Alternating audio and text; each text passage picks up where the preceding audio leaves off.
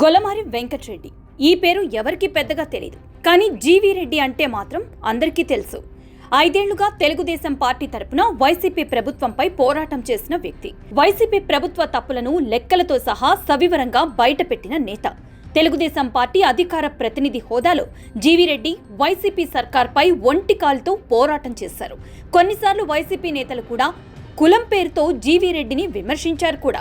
మన రెడ్డి సర్కార్ పైనే విమర్శలు చేస్తావా అంటూ వ్యాఖ్యలు కూడా చేశారు. అలాంటి జీవీ రెడ్డి తీసుకున్న నిర్ణయం ఇప్పుడు తెలుగు రాజకీయాల్లో సంచలనంగా మారింది.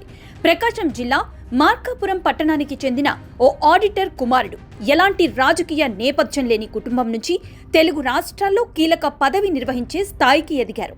అయితే స్వశక్తితో పైకి వచ్చిన జీవీ రెడ్డి తీసుకున్న నిర్ణయం ఇప్పుడు అందరినీ ఆశ్చర్యానికి గురిచేస్తోంది.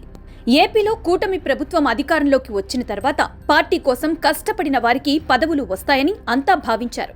అదే సమయంలో 5 ఏళ్ల వైసీపీ పాలనలో తెలుగుదేశం జనసేన నేతలు కార్యకర్తలను ఇబ్బంది పెట్టిన నేతలు అధికారులపై చర్యలు ఉంటాయని కూడా తెలుగు తమ్ముళ్లు భావించారు.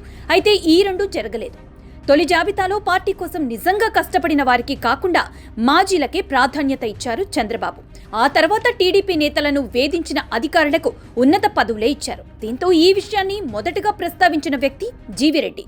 దీంతో సెకండ్ లిస్ట్లో పట్టాభి, పొడపాటి తేజస్విని, రవినాయుడు, మజ్జి పద్మావతి వంటి వారికి పదవులు దక్కాయి. అయితే ఇక్కడ మరో విషయంలో మాత్రం పాత చంద్రబాబే ఉన్నారనే ఆరోపణలు వినిపిస్తున్నాయి. అధికారులపై చర్యలు తీసుకోవటంలో చంద్రబాబు వెనకడుగు వేస్తారనేది అతి పెద్ద ఆరోపణ. జీవీరెడ్డి విషయంలో కూడా ఇదే రుజువైంది. AP fibre net limited chairman హోదాలో ఇచ్చిన ఆదేశాలను కూడా ఎండీ దినేష్ కుమార్ అమలు చేయలేదు. ఇదే విషయంపై ఎన్నోసార్లు నోటీసులు జారీ చేసినా కూడా ఎండీ కనీసం స్పందించలేదు. పైగా కూటమి సర్కార్ అధికారంలోకి వచ్చి 8 నెలలు అవుతున్నా సరే ఇప్పటికే పాత ప్రభుత్వంలో నియమించిన వైసీపీ కార్యకర్తలే ఉద్యోగులుగా కొనసాగుతున్నారు. వీరిపై ఎందుకు చర్యలు తీసుకోలేదని జీవీ రెడ్డి ప్రశ్నించినా కూడా కనీస స్పందన లేదు. దీంతో జీవీ రెడ్డి బహిరంగంగానే ఆరోపణలు చేశారు. ఈ విషయంపై చంద్రబాబు అప్పుడే దృష్టి పెట్టి ఉంటే జీవీ రెడ్డి లాంటి నిజాయితీ ఉన్న నేత ఇప్పుడు పార్టీకి దూరమయ్యే పరిస్థితి తలెత్తేది కాదు. ముందుకు ఎండీ దినేష్ కుమార్తో కలిసి పనిచేయాలని జీవీ రెడ్డికి చంద్రబాబు సూచించారు.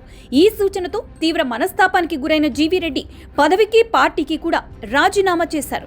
దీంతో ఆ వెంటనే దినేష్ కుమార్పై బదిలీ వేటు వేశారు చంద్రబాబు. ఆ పనేదో ముందే చేస్తుంటే జీవీ రెడ్డి రాజీనామా చెయ్యాల్సి వచ్చేది కాదు కదా అంటున్నారు తెలుగు తమ్ముళ్లు.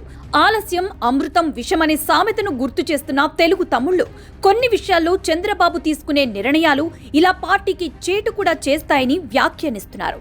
ఇప్పటికైనా తన విధానం మార్చుకోకపోతే కష్టమే అంటున్నారు తెలుగు తమ్ముళ్లు.